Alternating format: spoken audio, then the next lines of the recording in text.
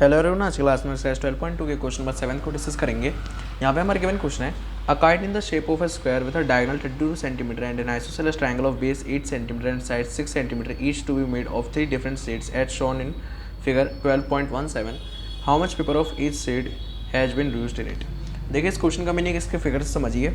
इसका फिगर जो है वो फिगर 12.17 है। ये जो लेफ्ट वाला फिगर है ये प्रीवियस वाले क्वेश्चन का था। देखिए, फिगर के अकॉर्डिंग क्या है, आपके पास एक काइट है जो एक पेपर से बनाया गया है। इसमें कुल मिला के 3 शेड हैं, 1 2 3 आप देख सकते हैं। तो आपको बस ये बताना है कि हर शेड के लिए कितना पेपर यूज़ किया गया है। तो चलिए देखते हैं कैसे इसको निकालेंगे। देखिए, ये फिगर अपनी आसानी के लिए मैंने यहाँ पे इस फिगर का नाम दे दिया, जैसे कि ए बी सी डी और नीचे का सी ई एफ, और 1 2 3 तो एज इट इज़ रहा। और जहाँ पे इसकी डायगनल्स बाइसेक्ट कर रही थी, मतलब कि जो स्क्वायर का जो पेपर था इसकी डायगनल जो बाइसेक्ट कर रही थी, मैंने उसको ओ कह दिया है। अब आगे इसको समझिए।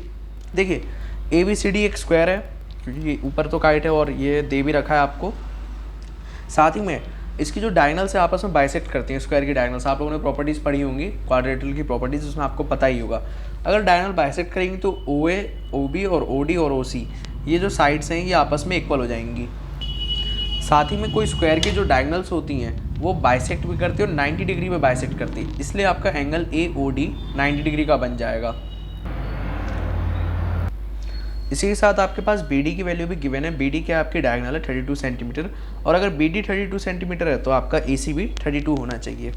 तो ये जो था ऊपर का हिस्सा ये गिवन है, और ये जो मैंने लाइन लिखी है इसके लिए आप रीज़न लिख सकते हैं। रीज़न सेम ही रहेगा, diagonals of square bisect each other at 90 degree. ये आप लोग जानते हैं, चाहें तो आप इसे मेंशन कर सकते हैं। मैंने नहीं करा है। आगे देखते हैं। Therefore A C equals to 32 centimetre. इस ए सी की वैल्यू 32 हो जाएगी, क्यों? क्योंकि डायगोनल्स इक्वल होती हैं। तो बी डी की अगर 32 है तो ए सी भी 32 रहेगा। विच इम्प्लाइज अगर हम लोग ओ ए की वैल्यू निकालें तो क्या होगा, ए सी डिवाइड बाई 2। देखिए, ओ ए इसकी वैल्यू निकालेंगे तो पूरे ए सी में से इसका हाफ कर देंगे तो ओ ए की वैल्यू ऑटोमेटिकली आ जाएगी 32 divide by 2 which is equal to 16 centimetre. अब एरिया की बात करते हैं। Area of triangle A B D. देखिए, ए बी डी का एरिया क्यों निकाला है, क्योंकि ये जो ऊपर का हिस्सा है ये किसी दूसरे कलर से शेड किया गया है, नीचे का हिस्सा दूसरे कलर से, और उसके बाद आगे ऐसे करके कलर चेंज होते गए। तो इसलिए हमें इस ट्रायंगल का एरिया निकालना है, फिर इसका, फिर नीचे वाले। देखिए, ये एक आपका राइट एंगल ट्रायंगल का एरिया का फॉर्मूला होता है 1/2 बेस इंटू हाइट। बेस क्या है आपका बी डी, हाइट क्या है आपकी ओ ए। ओके, यहाँ से हम लोग कह सकते हैं 1/2 बी डी की वैल्यू देखिए यहाँ 32 है, ओ ए की वैल्यू हम लोगों ने 16 अभी जस्ट निकाली है। तो यहाँ से हम लोग कहेंगे इसको 32 को 2 से काटिए 16 टाइम्स, 16 इंटू 16 यानी कि 16 का स्क्वायर, तो ये हो जाएगा 256 सेंटीमीटर स्क्वायर। ये आपका area of triangle A B D. अब आगे बढ़ते हैं तो हमारे पास बी सी डी है। तो बी सी डी और ए बी डी ये दोनों का एरिया सेम होगा। एरिया सेम क्यों होगा, क्योंकि आप लोगों ने शायद प्रॉपर्टीज़ पढ़ी होंगी कि जो आपका स्क्वायर होता है उसकी कोई एक भी डायगोनल 2 इक्वल एरिया में डिवाइड करती है। अगर आप लोगों ने चैप्टर 10 चैप्टर 9 ये सब आपने अच्छे से पढ़ा हो तो आपने उसमें ये भी पढ़ा होगा कि जो स्क्वायर की डायगोनल होती है वो स्क्वायर के एरिया को 2 इक्वल पार्ट्स में डिवाइड करती है। यहाँ पे एक देख सकते हैं बी डी एक डायगोनल है, और किसकी डायगोनल, एक स्क्वायर की डायगोनल है। तो ये क्या करेगी, इस पूरे स्क्वायर को एरिया को 2 इक्वल पार्ट्स में डिवाइड करेगी। ये ऐसा थ्योरम भी है, प्रॉपर्टी भी आप लोगों ने पढ़ा ही होगा। चलिए, 10 area of triangle B C D equals to 256 centimetre square. इसका रीज़न भी आप चाहें तो मेंशन कर सकते हैं। तो हमारे पास 2 एरिया आ चुके हैं, फर्स्ट के भी आ चुका है, सेकंड का भी आ चुका है। अब हम लोग लास्ट थर्ड पे आते हैं, तो हम लोग आएंगे 4 ट्रायंगल सी ई एफ। हमारे पास देखिए ए की वैल्यू, इसमें आप लोग देखेंगे इसकी आपको फिगर में दे रखा है, इसकी डायमेंशंस दे रखी है। क्या क्या दे रखी हैं, ये आपकी दोनों साइड 6 सेंटीमीटर की और नीचे वाला जो बेस है वो 8 सेंटीमीटर का। ये आप फिगर में देखेंगे, और लिखा हुआ भी है कि आइसोसेलेस ट्रायंगल है। आइसोसेलेस ट्रायंगल का मतलब ही होता है कि उसकी 2 साइड इक्वल होंगी। अगर ये 6 है तो ये भी 6 होगा। 6 B equals to 8 C equals to 6। सबसे पहले हेरोल्स फार्मूला ही अप्लाई करेंगे एरिया के लिए, जिसके लिए एस की ज़रूरत है।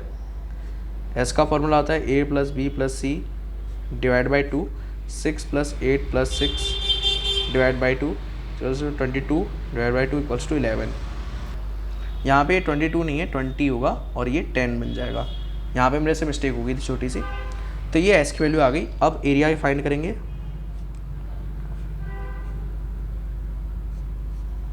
हेरोल्स फार्मूला अप्लाई करने जा रहे हैं, याद रखिएगा फार्मूला को, under root S S minus A, S minus B and S minus C. देखिए अंडर रूट एस यानी कि 10 माइनस ए की वैल्यू आपके पास दे रखी है 6, 10 माइनस 8 और 10 minus 6 under root 10 into 4 into 2 into 4। क्या करेंगे, इसको ब्रेक करते हैं। मल्टीप्लाई करने से बेहतर होगा, ब्रेक करेंगे, मल्टीप्लाई करेंगे, कैलकुलेशन काफ़ी लेंदी जा सकती है। 2 इंटू 5, 10 को ब्रेक किया, 4 को 2 इंटू 2, 2 एज इट इज़, और फिर 4 को भी 2 इंटू 2। सबको एक तरफ ले जाते हैं। सबसे पहले तो हम लोग 2 को एक तरफ ले लेते हैं, जैसे कि यहाँ से हम लोग लें तो 1 2 3 4 5 6, तो यहाँ पे भी 6 कर दे रहे हैं।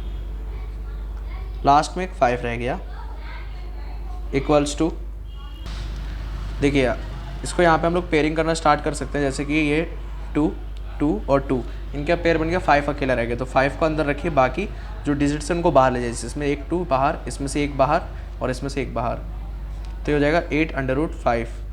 इतने में हम इसको रोक नहीं सकते, क्योंकि आगे चल के हमें इसका एरिया अगर चाहे तो अगर इसको इतना में रोके तो भी कोई दिक्कत नहीं है, मुझे लगता है ऐसा है।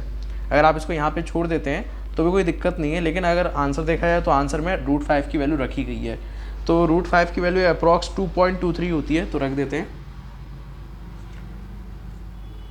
ये आपका आ जाएगा 17.84 सेंटीमीटर स्क्वायर। ठीक है, अब इसके बाद यही हमको इतना ही काफ़ी है। जैसे कि अगर मैं बात करूँ paper used for first area, या फिर इसको हम लोग ऐसे भी लिख सकते हैं। देखिए paper used for first shade कितना यूज्ड हुआ था, 256 सेंटीमीटर स्क्वायर, क्योंकि ये शेड की बात की गई है फर्स्ट, सेकंड और थर्ड, इसलिए ऐसे ही हम लोग और आगे बढ़ेंगे। Paper used for second shade, second भी आपका याद होगा, आपको सेम ही आया था 256 सेंटीमीटर नीचे वाला। फिर हमारा लास्ट बचेगा